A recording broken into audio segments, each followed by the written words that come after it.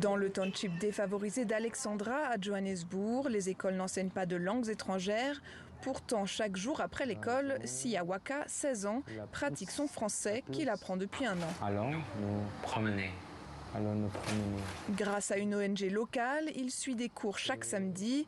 Alors que le chômage touche 43% des jeunes sud-africains, Siawaka y a vu une opportunité. La raison la plus importante pour laquelle je parle le français est que cela peut augmenter mes chances de trouver un emploi dans des entreprises qu'il faut affaire avec des pays francophones. Even in other countries that have French speaking.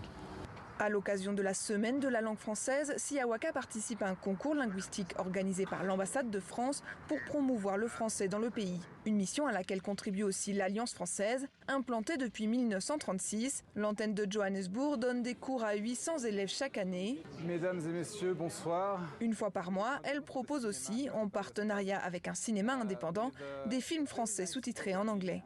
La promotion de la langue française ici, ça passe évidemment par la culture, beaucoup. On a une proposition de cinéma comme ici au Bioscope, on a de la musique, on essaye d'encourager les collaborations entre les artistes francophones et les artistes sud-africains.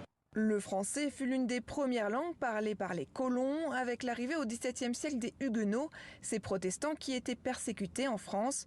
Mais il s'est rapidement perdu et ne subsiste aujourd'hui que les patronymes français.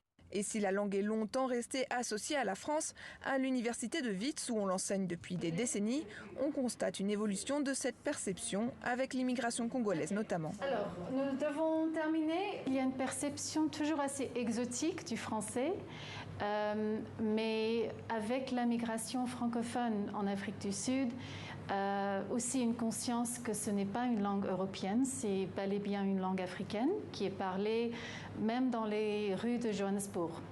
Selon l'Observatoire de la francophonie, 20 000 Sud-Africains étudient le français à l'école chaque année. Une langue minoritaire dans un pays qui en compte déjà 12 officiels, mais qui permet de lier les Sud-Africains à toute une partie du continent.